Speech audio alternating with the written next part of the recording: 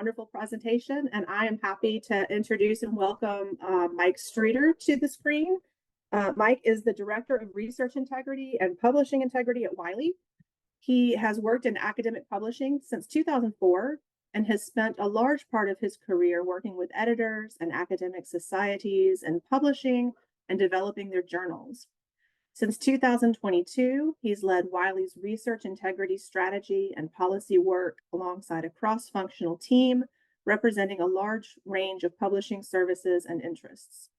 He champions strategic alignment for research integrity across their research publishing organization and with their external partners.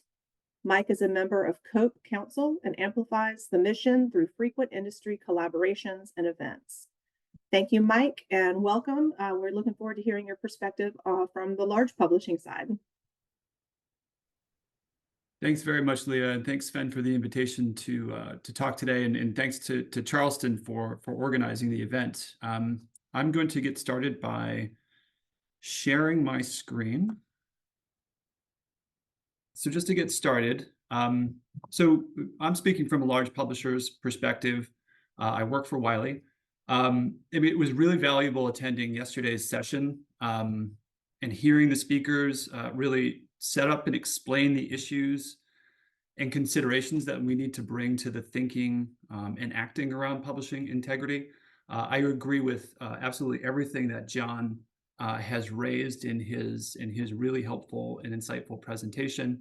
And I think that there's a lot that we can do together from both a large publisher's perspective and a small publisher's perspective. So I really do think that there's a lot of alignment, and we share a lot of the same challenges.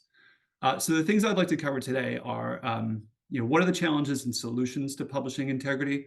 What does Wiley's research integrity organization and strategy look like? And critically, and I think John hit on this quite a bit, is really truly the importance of collaboration in this space. So just to kind of start, I want to lay out some of the principles that are guiding us in the work that we do. And I feel that they really summarize a lot of the sentiments that the speakers that have preceded me have brought to the discussion so far. So just to start things off, I've officially been doing research integrity work since the beginning of 2022. Prior to that former role, I served as a publisher in the social sciences team at Wiley. And then from 2018, did a lot of volunteer work within the organization around research integrity issues and case resolution and that type of work.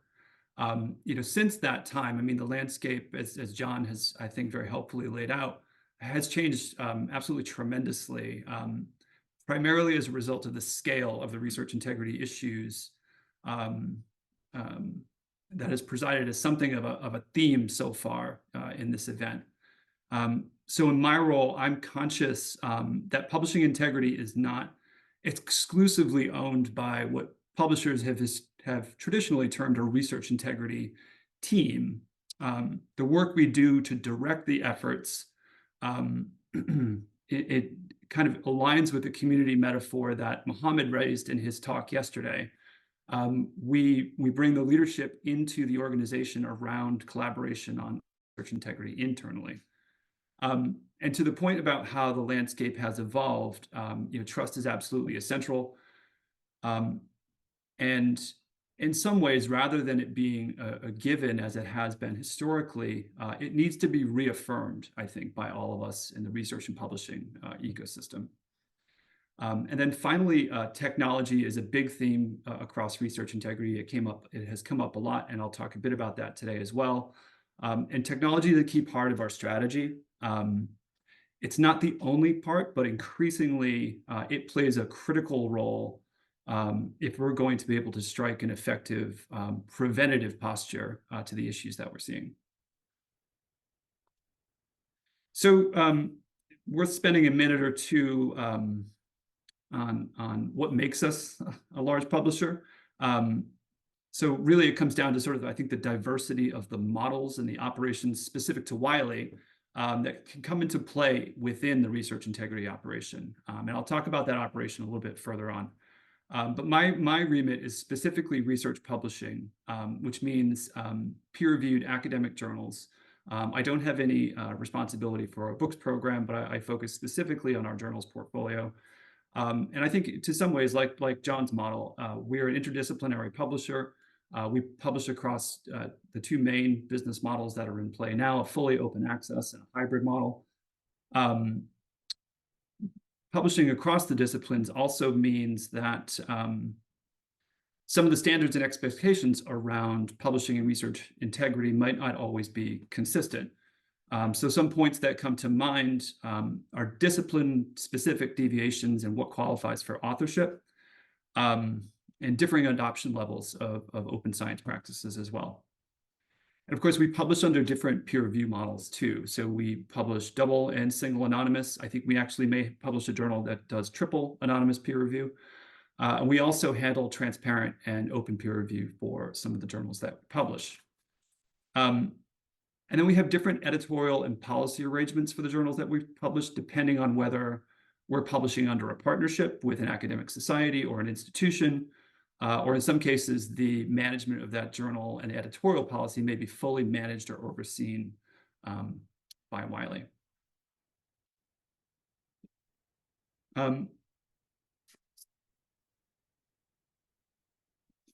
Apologies for 1 second. So yesterday, in making a point about trust in science, Curtis Brundy flagged that the general public have been hearing more about research and publishing integrity issues. And of course, as a publisher, we are well aware that there's a greater interest in research and publishing integrity than there has been in the past, when I think a lot of these discussions may have happened in closed or maybe less accessible forums.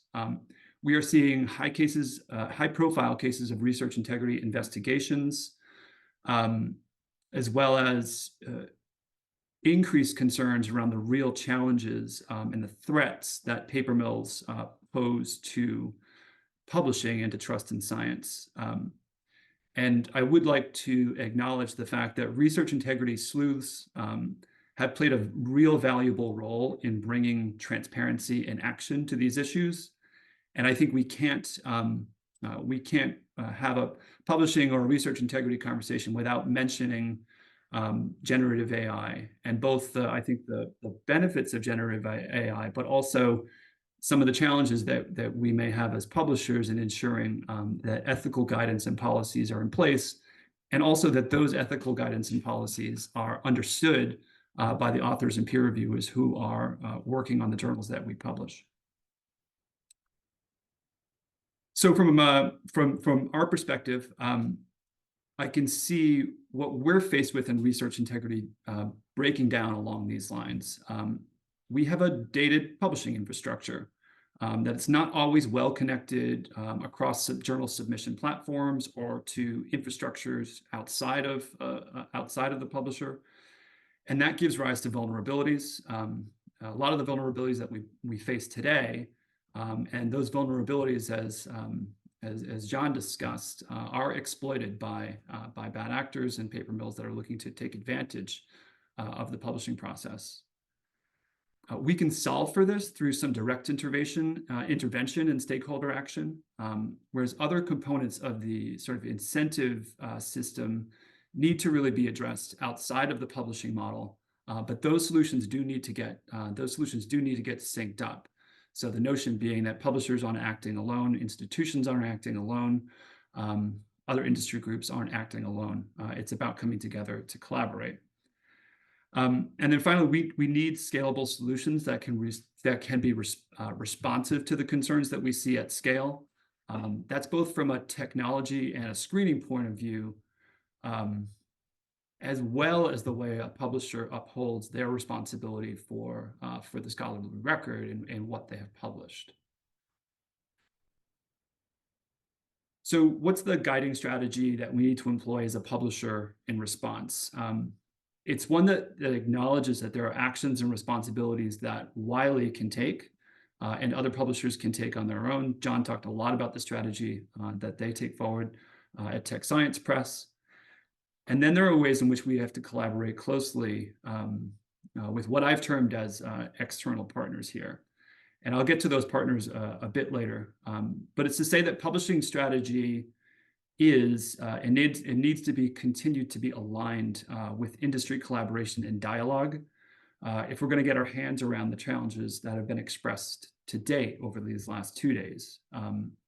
So I see that strategy aligning around prevention, and not only at the point of submission, but what are the educational needs that are required to support research and publishing integrity throughout the research life cycle and then eventually into the publishing life cycle. Yesterday, Mohammed talked about some of the importance of one-to-one mentorship, and that's certainly a component that we see as a spoke to that educational strategy. And then implementation, our policies are only as good as our ability to enable them. We have policies around conflict of interest. We publish policies around generative AI and authorship. And like most publishers, we have policies around plagiarism. And we've enabled those at different points in the workflow. But they need to continue to be developed and codified into our best practices. And as our technology develops, those policies need to be enabled within those new workflows that we develop. And then finally, action and how we tackle and respond efficiently to research integrity concerns when they're known at the publisher level, and what can other stakeholders in partnership do or feel empowered to do when they're faced with some of these concerns that they're managing either in their journals or in other parts of their program. So digging into our own strategy a bit further, our research integrity organization at Wiley is specifically organized within a team structure that focuses on strategy and policy, which I lead, and then investigations and case resolutions. So together we have 26 full-time staff in place that serve as escalation points for research integrity concerns. And the team has responsibility as well as for cases raised specifically. And we also include the Hindawi portion of the research integrity team within our broader research integrity organization. We craft policy, we engage the right stakeholders within Wiley around that policy. And the team has responsibility both for leading case resolution and engaging with a journal decision maker, typically an editor, or in some cases, a member of the publishing team, to sort of further an investigation and make sure we take the right action. And I think importantly, too, that the team also serves as a direct point of contact. We have publication ethics inboxes, which are publicly available to receive and investigate concerns that come in from any third party. And that could be a research integrity sleuth or other parties that have identified concerns. Sometimes it's a peer reviewer or an interested reader. We might also see escalations coming in from internal editorial teams or concerns raised in social media and platforms like PubPeer. And I know John and his team look at PubPeer as well. So we organize our escalations by topic. So this is a proportional view of the case data that we have in play for 2023. Note that these aren't cases specific to articles published in 2023. These are cases that were raised in 2023 for an article published at any time. They resolve in a variety of ways. Some are calls for guidance internally. So how do we handle X situation, which might involve a case of conflict of interest, for instance. They might resolve in a correction. They might also resolve in a retraction or another form of a post-publication amendment. We might also see an escalation evolve into a broader review of additional or related articles to the article that was originally escalated to the team. And we term that as a larger scale investigation. And that's where we would position any of the review of potential paper mill concerns that have been raised to the team for investigation. Haven't captured those larger scale investigations in this particular chart because I simply wanted to give a sense of the work that's undertaken and how we organize some of the data. But large investigations will typically include multiple articles, and they, as I think some of the publishers on this call will know, they don't always relate specifically to the publisher in question. They may span journals, they may span publishers, and they could require additional resource within the organization to take them forward.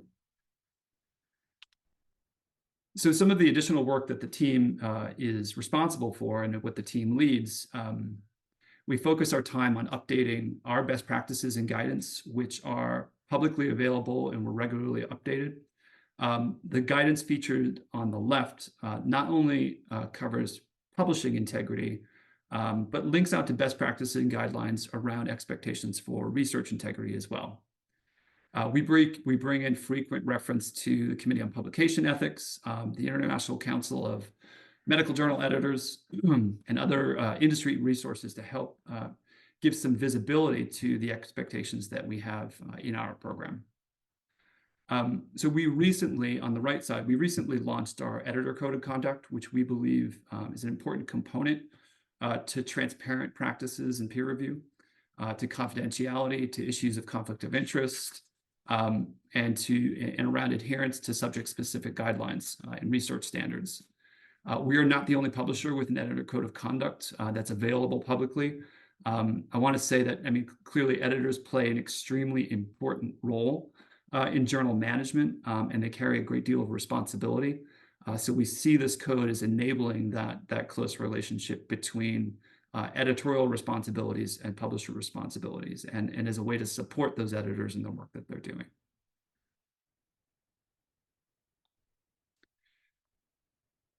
Right before this day started, we had a bit of a sidebar conversation with other presenters in the day today, and talked a bit about some of the challenges that a large publisher in thinking about how you manage retractions at scale.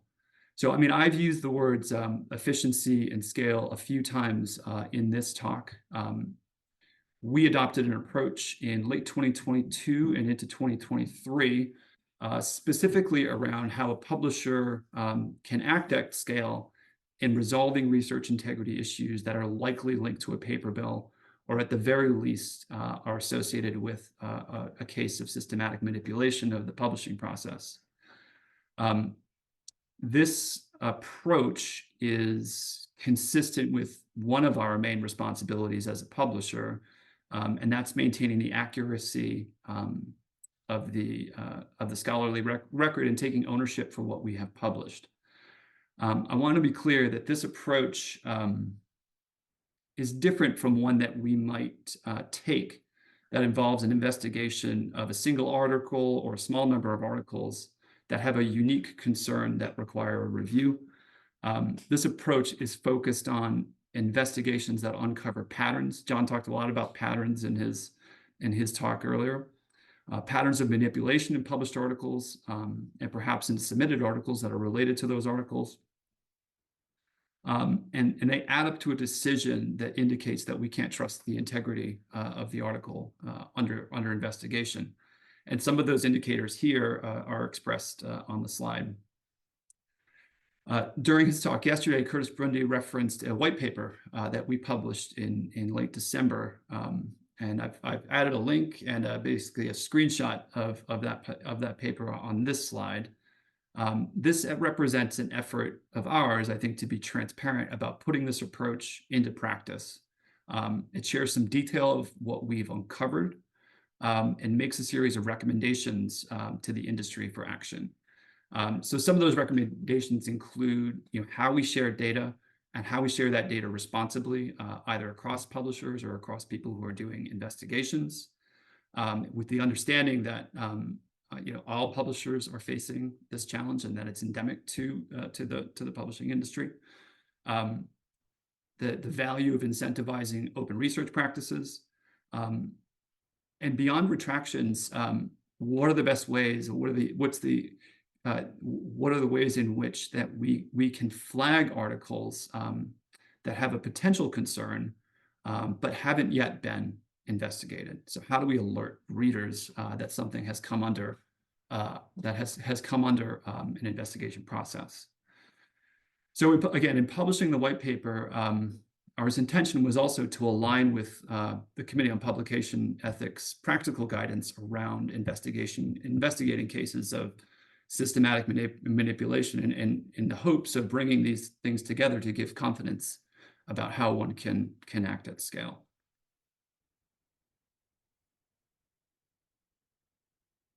So I'm going to zoom back out a bit to give some more detail around our strategy that I referenced early on as it relates to our work with external partners. So this is by no means a fully inclusive list.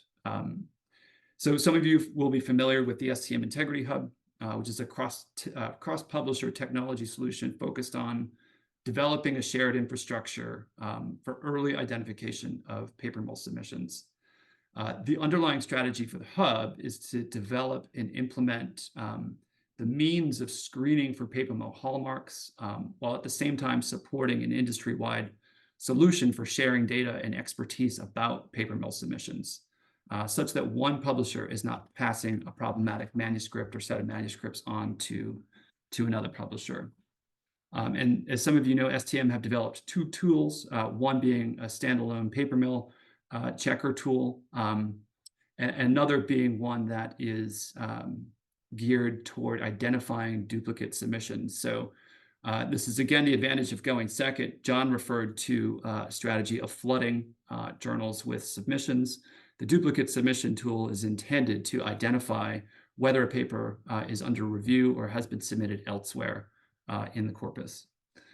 So in addition to the technology solutions, STM have really organized their work around specific working groups that inform those tools, but also inform the policy and processes that need to underlie some of the actions that a publisher needs to take in the use of those tools. So looking beyond technology, if you're familiar with United to Act, it put together a call for collaboration into action in a way that they've organized the work in their working groups. So I have the pleasure of being part of one of those working groups that is focused on how we engage a varied group of stakeholders in research and publishing integrity, and how we talk about and express what's needed in thinking about the incentive system and what may need to change. I mean, I see this as a truly unifying coalition in that each of the working groups bring different perspectives based on their stakeholder role, be they a publisher, a funder, a research integrity officer, or perhaps a research integrity sleuth. And on that last point, I've done my best in this third column to find a representative image for this group of individuals, of research integrity sleuths that are doing and raising concerns to publishers about what they found. I do know that there is more that we can do to collaborate with them directly, and I know from the conversations that I have had that there's a shared interest in working together. So, and again, I think as an industry, I think there's more that we can do, and as Wiley, to best engage them and acknowledge the important work that they're doing. And then finally, last week, we announced that we're testing our own paper mill detection service as on a portion of our portfolio. And the focus of that tool is based on our experience in managing research integrity issues and paper mill concerns, both on a large and a small scale. Referring back to a slide, an earlier slide, this aligns with the strategy around that a publisher can only take this work so far, and the development work that we're doing in this space is complementary to the solutions that are being developed within the industry. Tools like the STM Integrity Hub and any screening tools that we develop serve as a means of supporting editorial decision-making rather than replacing it, and overall supports a strategy of prevention that ensures the best quality manuscripts make it to peer review. So just to close, I think that there are some priorities for collaboration, and I think many of these are reflected in some of the work that United to Act are doing, the work that publishers are doing, looking at rewards and incentives, ensuring that all stakeholders have a way and a framework to work together to promote and reward good indicators of trust in research practices. I think a shared infrastructure is critically important because this is an area of research and publishing integrity that really requires a community approach. And I think that training and capacity for training is critically important, whether that be at the peer review level, whether that be training for editors, whether that be for training for authors. And I think around this notion about the downsides, the true downsides of using a paper mill and using a paper mill service in the work that they do. So with that, I thank you for listening, and I'll stop the presentation. Thank you so much, Mike. Thank you for that great presentation, and we are going to jump right into Q&A here. We have a question waiting. Let me see. We have two already. Let's see here. Okay. The first one's from David Warlock. David says, integrity will only be achieved by pre-registration, where the scope and methodology is published before work commences and results in findings afterwards, as open science demands. Would you agree? No, I absolutely agree that open science methods are fully supportive of ensuring publishing integrity and ensuring research integrity. I think that there's a lot of work that needs to be done to ensure that research discipline-specific communities are comfortable with the workflow and with the model. I think that the role I see publishers playing is advocating for those open science practices, but also providing the right infrastructure for those practices to be enabled. So I fully agree that the greater level of transparency, whether it be around pre-registration, whether it be around mandates around open data, I mean, all of these things truly work together to support research integrity and publishing integrity. Thank you. This one is from an anonymous attendee. Yesterday, Curtis Brundy recommended to libraries to request publishing integrity and audit practices be included in read and publish agreements that they sign with publishers. Are you aware of any conversations at Wiley about codifying the work that you do for inclusion in your read and publish agreements? I'll admit that I'm not part of the sales team, so I'm not intimately involved in those kinds of discussions. But I think to the point made earlier about open science practices, I think that the greater level of transparency that a publisher can inject in the work that they are doing in publishing integrity can only be beneficial.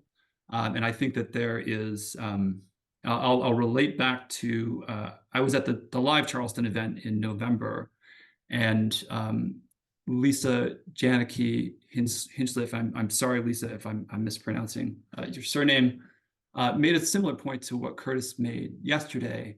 And it's about ensuring that there is a clear and defined role for librarian as stakeholder in the publishing integrity process. And I think that this is certainly worthwhile as an area for us to discuss in those agreements. Yes, thank you. Any other questions from the audience? I actually had one along the same lines of what you were saying about, there's a lot of call from everyone about collaboration and different stakeholder areas. So what role do you see academic libraries having in this process as an external stakeholder or as participating across the boards for some of these initiatives that you mentioned? So over the years, I mean, I think that my understanding of publishing integrity and research integrity has truly evolved. I mean, it really started in a kind of down in the weeds investigation work. And it really didn't evolve beyond that point until I embraced this role. And I think that there is a role for libraries to play, particularly in how they establish the value of the quality of what they're acquiring and what they're publishing. So, I mean, I think that I think in some ways it's for librarians to define what that role is, but I think that work is in process now. So it's not an excellent answer to your question. I'm trying to put myself in a librarian's shoes, and I think that Curtis's talk yesterday was really useful and eye-opening. And so I do think that there is a role. Yeah, thank you. We are right at the top of the hour now. So unless there are any further questions or comments from the audience, I will say thank you to Mike, and we will move into a 15-minute coffee break. So thank you to everyone, and we'll see you back here in 15 minutes.